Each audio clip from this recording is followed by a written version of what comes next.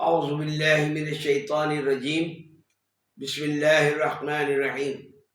آغاز عمل از نام خدا جو مہر ہمہ جو رحم ہمہ، سل اور مدح توصیف و ثنا زیبا ہے تجھے اے صلی علی۔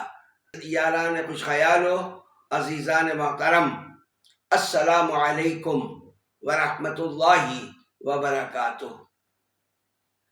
برادران گرامی، یہ آج ہماری 12ویں نشست ہے۔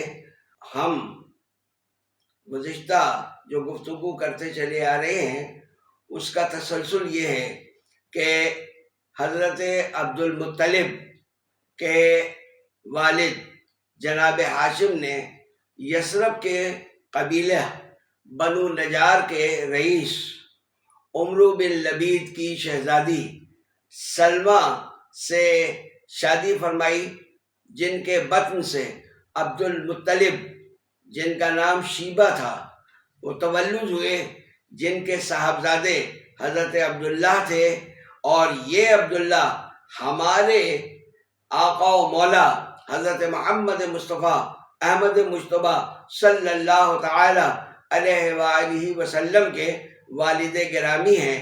آپ حضرت آمنہ سے شادی کے بعد بغرض تجارت شام کے لیے روانہ ہوئے۔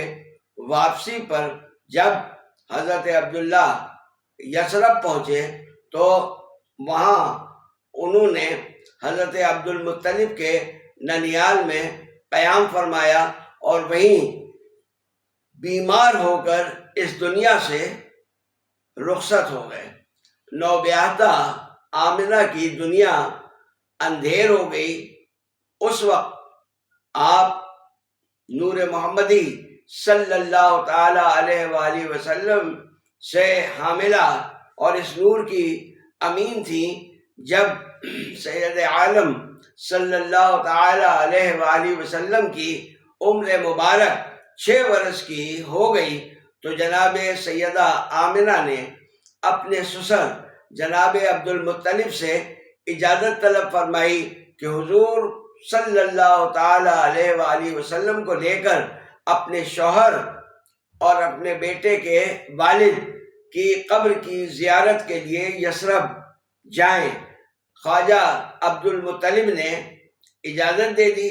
سیدہ آمنہ اپنے لخت جگر یتیم و دلبند عبداللہ کو لے کر اپنی کنیز ام ایمن کے ہمراہ عازم سفر ہوئیں اور یثرب میں خواجہ عبد المطلب کے ننیال بنو عدی بن نجار میں جا کر ٹھہری اور 1 ماہ وہاں مقیم رہی۔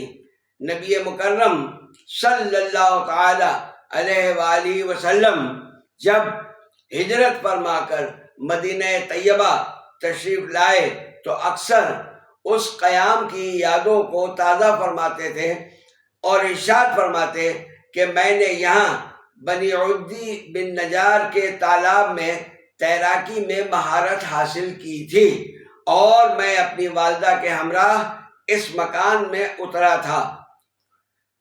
ایک یہودی نے وہاں آپ کو دیکھا تو آپ صلی اللہ تعالی علیہ وآلہ وسلم کا نام دریافت کیا۔ حضور اکرم صلی اللہ تعالی علیہ وآلہ وسلم نے فرمایا کہ میرا نام احمد ہے۔ پھر جب اس یہودی نے حضور صلی اللہ تعالی علیہ وآلہ وسلم کی پیٹھ کو دیکھا تو کہنے لگا کہ ھذا نبی ھذہ الامہ، یعنی یہ اس امت کا نبی ہے۔ پھر اس نے یہودی علماء کو بھی اس امر پر آگاہ کیا۔ جو یہودی حضور کے دیدار کے لیے حاضر ہوتے وہ اعلان کرتے کہ یہ اس امت کے نبی ہیں، اور یہ مقام یعنی یثرب ان کا دارالہجرت ہے۔ ان اخبار کے تواتر اور تسلسل کے بعد سیدہ آمنہ نے یثرب میں قیام کو مناسب نہ جانا اور واپس مکہ مکرمہ کا سفر اختیار فرما لیا۔ جب آپ ابوا کے مقام پر پہنچی تو علیل ہو گئی اور یہیں آپ نے داعی اجل کو لبیک کہا۔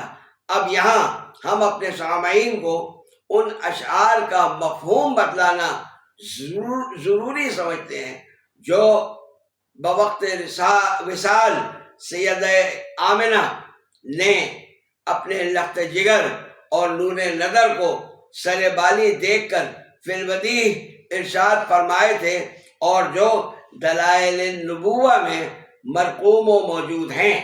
آپ نے فرمایا کہ اے میرے لال، میں نے خواب میں دیکھا ہے اور اگر وہ درست ہے تو آپ تمام لوگوں کی طرف نبی بنا کر بھیجے جائیں گے۔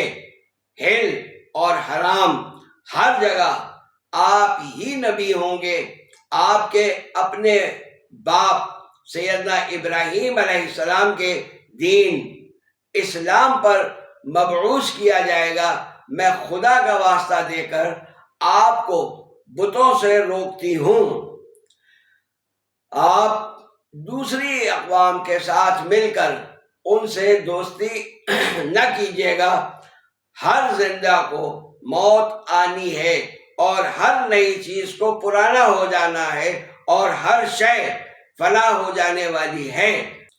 میں تو مر رہی ہوں مگر میرا ذکر ہمیشہ باقی رہے گا، کیونکہ میں نے ایک ایسا پاکیزہ بچہ جنا ہے جس کا نام محمد رکھا گیا ہے۔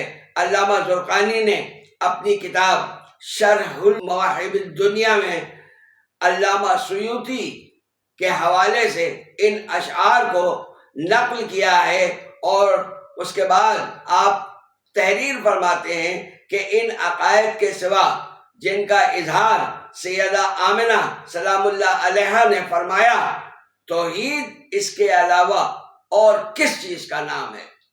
ان کے یہ اشعار اس امر پر دلالت کرتے ہیں کہ وہ موحدہ اور دین ابراہیمی پر تھیں اور اسی دین کو اسلام قرار دے کر اسی پر آپ صلی اللہ تعالیٰ علیہ وآلہ وسلم کے مبعوث ہونے کی خبر دے رہی تھی۔ بہرحال یہ ایک طے شدہ حقیقت ہے کہ حضور کے ابوین کریمین حضرت آدم علیہ السلام سے لے کر حضرت عبداللہ تک سارے اجداد رسول مکرم صلی اللہ تعالیٰ علیہ وآلہ وسلم تک اللہ کی توحید پر ایمان رکھنے والے اور شرک کی آلودگی سے پاک اور پاکیزہ عقائد پر قائم رہے، اور یہی ایمان کی نعمت تھی جس نے انہیں تمام ہم اثروں پر وہ فضیلت بخشی جس کا ذکر بلکہ اعلان مخبر صادق صلی اللہ تعالی علیہ وآلہ وسلم نے پے در پے فرمایا۔ حضور نبی کریم صلی اللہ تعالی علیہ وآلہ وسلم کے ابوین کریمین کے ایمان پر بڑی مدلل گفتگو علماء ربانیین نے اپنے اپنے عہد میں فرمائی ہے جو کتب میں محفوظ ہے، لیکن ہماری یہ مختصر سی نشست چونکہ اس تفصیل کی متحمل نہیں ہو سکتی، اس لیے ہم اس جملے پر گفتگو کو ختم کرتے ہیں کہ حضور کے ابوین کریمین قطعی طور پر جنتی اور موحد اور مسلمان تھے۔ یہ عام معلومات میں سے ہے۔ کسی کے بھی ایمان یا عدم ایمان کے بارے میں قیامت میں سوال نہیں کیا جائے گا۔ ان میں حضور نبی کریم صلی اللہ تعالیٰ علیہ وسلم کے والدین اور دیگر رشتہ دار بھی شامل ہیں، لہذا ہمیں اپنے ایمان کی فکر کرنا چاہیے، نہ کہ رفتگان کے ایمان و عدم ایمان پر بے معنی گفتگو کی جائے۔ لیکن نبی کریم رؤوف الرحیم صلی اللہ تعالی علیہ وآلہ وسلم کے والدین کے حوالے سے ہونے والی بحث چونکہ حضور صلی اللہ تعالی علیہ وآلہ وسلم کی ایذا رسانی ہے، اس لیے ضروری ہے کہ کچھ آسانی سے سمجھنے اور سمجھانے والی باتیں ہم بھی اپنے سامعین کے گوش گزار کرتے چلیں۔ پہلی بات تو یہ ہے کہ حضور اقدس صلی اللہ تعالی علیہ وآلہ وسلم نے ارشاد فرمایا کہ میرا نور پاک اسلاب اور طاہر ارحام میں منتقل ہوتے ہوئے صلب جناب عبداللہ سے رحم آمنہ میں جلوہ افروز ہوا۔ دوستو یاد رکھیں کہ پاکی اور طہارت کی اصل اور روح نعمت ایمان اور صرف ایمان ہے۔ نمبر 2، آقا و مولا دعائے ابراہیم ہے۔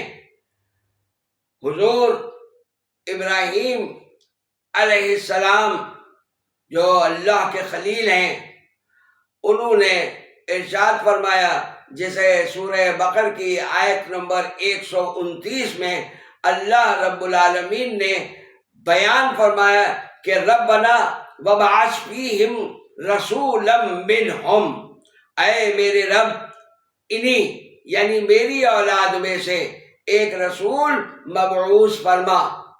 سوچنے کی بات ہے کہ کیا کفر کی غلاظت اور گندگی سے پاکیزگی اور طہارت اور نجاست سے نبوت وجود میں آ سکتی ہے؟ تیسری اہم بات وہ یہ ہے کہ کفار و مشرکین کے لیے خیر و بھلائی اور سلامتی کی دعا کرنا حرام ہے، لیکن ہر نماز میں ساری امت یہ دعا کرتی ہے کہ اللہم صلی علی محمد وعلی آل محمد کما صلیت علی ابراہیم وعلی آل ابراہیم انک حمید مجید، اللہم بارک علی محمد وعلی آل محمد کما بارکت علی ابراہیم وعلی آل ابراہیم انک حمید مجید۔ اس کا مطلب یہ ہے کہ ساری امت کو یہ باور کرایا جا رہا ہے کہ آل ابراہیم، جن میں حضور نبی کریم رؤوف الرحیم صلی اللہ تعالی علیہ وآلہ وسلم کے آباء و اجداد شامل ہیں، یعنی خواجہ عبد المطلب اور جناب عبداللہ وغیرہم، اور آل محمد میں حسنین کریمین اور جملہ سادات شامل ہیں۔ لیکن افسوس، صد افسوس کہ سلام پھیرتے ہی اور نماز سے باہر آتے آل ابراہیم اور آل محمد سے بغض و عناد ایک محدود و مختصر گروہ کا وظیفہ بن جاتا ہے۔ چوتھی بات، اب ذرا سی توجہ ان آیات پر جو رسول کریم صلی اللہ تعالی علیہ وآلہ وسلم پر نازل ہوئی، جن کو آپ تلاوت فرماتے رہتے تھے، کیونکہ اللہ نے آپ کو ان آیات کی تلاوت فرمانے سے منع نہیں فرمایا تھا۔ الف ربنا اغفر لی ولوالدی وللمؤمنین یوم یقوم الحساب، اے میرے رب میرے والدین کی، تمام اہل ایمان کی قیامت کے دن مغفرت فرما۔ بے ربنا اغفر لی ولوالدی ولمن دخل بیتی مومنا وللمؤمنین والمؤمنات، اے ہمارے رب میری اور میرے والدین کی اور جو ہمارے زمرے میں ایمان کے ساتھ داخل ہیں اور تمام مومن مردوں اور عورتوں کی مغفرت فرما دے۔ جیم رب ارحمہما کما ربیانی صغیرا، اے رب میرے والدین پر رحم فرما جیسا کہ انہوں نے پالنے کا حق ادا کیا جب میں چھوٹا سا تھا۔ معاذ اللہ ثم معاذ اللہ، اگر خاتم الانبیاء والمرسلین صلی اللہ تعالی علیہ وآلہ وسلم کے والدین مشرک و کافر ہوتے تو کیا اللہ تعالیٰ انہیں ان آیات کی تلاوت سے منع نہ فرما دیتا، جبکہ رب کریم نے ایسا کوئی حکم نبی اکرم صلی اللہ تعالیٰ علیہ وآلہ وسلم کو قطعی نہیں دیا۔ اس دعا کے ساتھ فی امان اللہ، کہ اللہ تمام مومنین و مومنات، مسلمین و مسلمات کو دارین میں کامیاب و بامراد و کامران اور ہر طرح سے اپنی رحمتوں سے نوازے۔ اللہم آمین وبجاہ سید المرسلین وخاتم النبیین صلی اللہ تعالی علیہ وآلہ وسلم، آمین۔